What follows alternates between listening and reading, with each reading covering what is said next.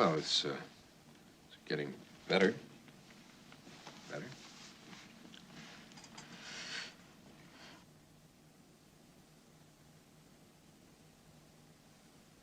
Hi, this is Dan, and welcome to today's episode of Backward Engineering Your Script.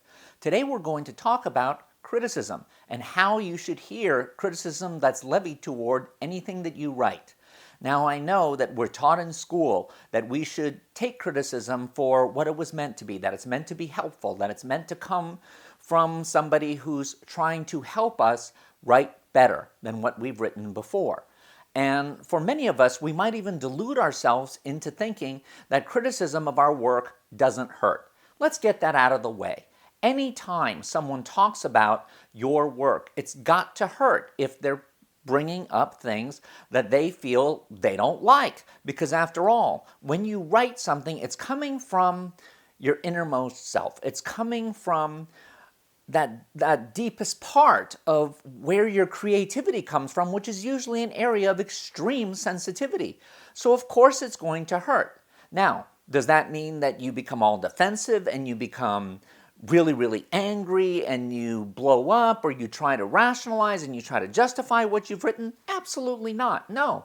And the more you hear it levied towards you, the more you really do get used to it and you start to put criticism in its proper place. The first of these categories is something from your peers. Now, when I'm talking about something from your peers, I'm going to assume that a lot of you are in film school right now and that you're taking a screenwriting class. And so your peers will be your fellow classmates. And sometimes the criticism that's coming from your peers can be the most painful. Because most of the time, it's probably among the earliest times that you've had your work, quote unquote, attacked. And so we're not used to hearing it at that point. Secondarily, and this is an important point, is that a lot of times the criticism that's coming out of your peers is in one form or another a recitation of what the teacher has said. So in other words, your peers are trying to almost impress others in the class as well as the teacher with how smart they are, and a lot of times to try to show that they've internalized the lessons that they've heard in the course of the screenwriting class. Now, as if any of you have ever seen anything of mine before, you know that my personal belief is that there is no right or wrong in screenplays. There's directionals. There's a way to make something better. There's a way to take something that might actually appear on the surface initially to be a negative and perhaps even flip it to a positive. Because a lot of times that's your own special niche. That's your own special approach to something, and that can be extremely valuable.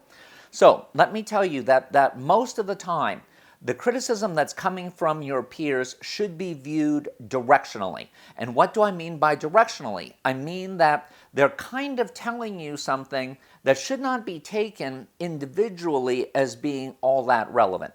Instead, it should be looked at as the aggregate. If you have a group of, let's say, 15 to 30 people in your classroom, and all of them are seeming to have the exact same criticism of your script, then that can be a directional that perhaps this is the way an audience is going to take it. And while it's easy to say, well, I'm going to be an artist and I don't give an S what the audience thinks, no. If you want to go on working and you're not a trust fund kid, more likely than not, you're going to have to eventually appeal to that. So what you're actually hearing is you're hearing feedback that's probably going to come from people who aren't necessarily specialists yet. And they're not necessarily fully well versed in how all the nuances of a script fit together. In other words, they're actually representative of the audience itself. So therefore, even if they have something that's very odd to say about your script that no one else in that peer setting has said, take it anyway, because that will be reflective of at least part of your audience. And yes, they might be wrong, but so what? If there's a way to maybe avoid that, or to perhaps take that negative and flip it into a positive, that could actually work to your benefit. Because again, a lot of times the things that we are the most sensitive towards in our own writing are, or even in the writing of others, is something that we feel that we have a problem with ourselves. So therefore, to get that reflection back can be valuable. This, by the way, will also go for those of you who might be in a writer's group, because I hate to say it, but a lot of times writers' groups become very political. There's certain people who tend to be the quote-unquote stars of the group, and they tend to dictate what the overall opinion within the group is. And a lot of times other people in the group are afraid to confront them, just like as a student. If you read a peer's script and you loved it, and yet everyone else in the class is hating it, you might be afraid to say, no, I think that's actually a masterpiece and the rest of you are idiots. And yet that might be true. So a lot of times you're not going to have the actual tabula rasa view either. So look at it directionally.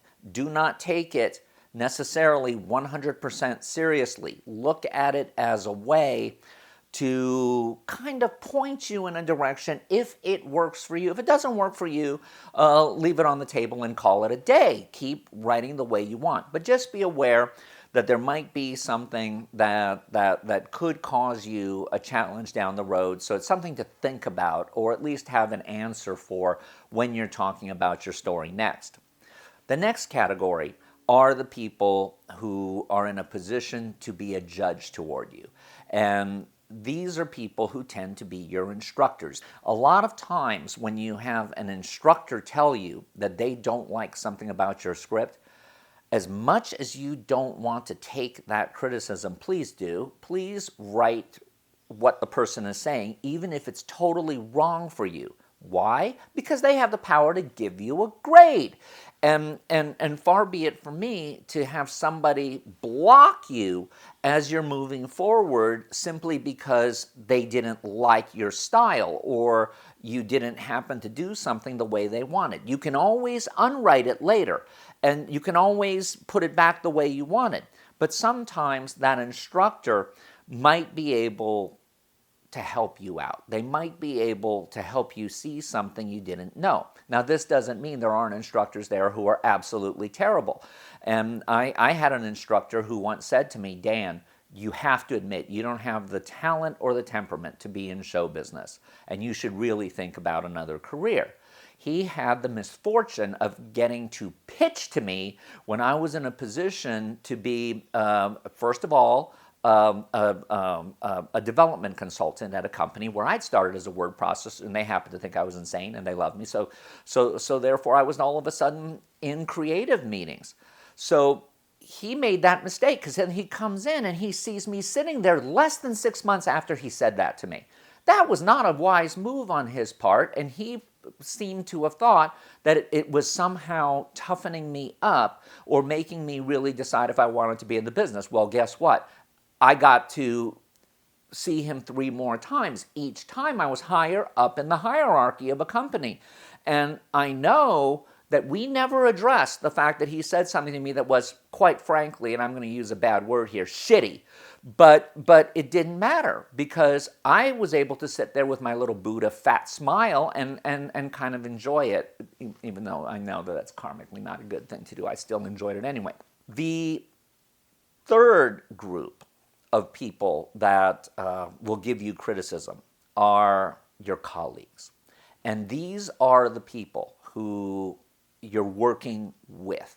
So the bottom line is that when you're working with a group of people, most of the time you are gearing toward making your project as successful as humanly possible. Unfortunately, sometimes there can be a conflict, even though you're all working for the same thing, because there's different degrees of where something needs to be cohesive.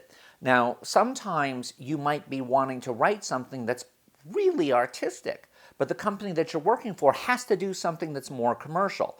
And at a certain point, it might not be the best fit. But most of the time, you knew that going in, so you're willing to work within that, and sometimes you can massage something even that's outside of your comfort zone. The category after colleague, and this is where it gets very iffy, is a stakeholder. And what's a stakeholder? A stakeholder is someone who has a financial interest in the project. And many times this is the studio that is on top of you. And I know that this is an old Hollywood cliche, that the studio doesn't know what it doesn't know, and they're going to bully you to try to make everything conform nicely to a PowerPoint presentation or to an agenda that the studio might decide that it's trying to put forward. And your work does not fit within this.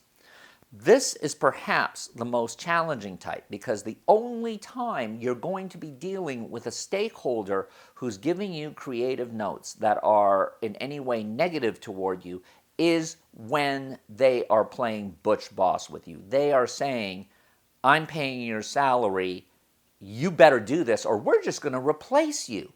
Yes, that can happen, especially with a writer. Even though writers are today much more respected than they were 20 years ago, they still aren't in that position that only Paddy Chayefsky had, which is where he had the same rights of authors that Broadway and theatrical writers had, where you couldn't add a comma or change a word without their permission. That's only been Paddy Chayefsky who had that in his contracts when he was doing the movie Network. So it's very rare. And so that's not going to happen a lot. But the stakeholder could come to you and say, you know what, you wanted to do this movie about this very serious issue, but we want a romantic comedy, so you're going to have to change it. And it's going to be up to you to say whether or not you want to, or whether or not you feel it's violating your integrity. I'm going to say that 9 times out of 10, you got a nice payday coming with it. Cash the check. Because if what you did was successful, you're going to have that much more power to negotiate a better position next time. And also, these stakeholders have a very bad habit of being able to spread bad word around you. This person is difficult. And all you need is one person to say that you are difficult, someone who's in that kind of stakeholder level to where your career can be over. The final group that people will criticize your work is an actual critic. And this is after the fact. There's not really much you can do about it at that point, because the movie's made, and most of the time the writer isn't given even all that much attention. It's usually blamed or heaped on the director. And again, like with a stakeholder, you can just say, well, thank you very much for your check. The only reason to pay attention to a critic at all is the fact that more often than not, critics are the ones who are going to ultimately put the seal on the history of whatever era that you're in. They're going to be the voice that solidifies all of that. So a lot of times, even if what they're saying you know is incorrect, and even though you know it has nothing to do with what you're going to do in the future, they might actually have the last word on who you were, which kind of sucks. But anyway, that's the different forms of criticism. And I hope that's been helpful to help you ascertain how much you need to pay attention to each individual level. Well, that was a gripping experience. So true to life, Doug. The only picture she hasn't knocked is Potemkin.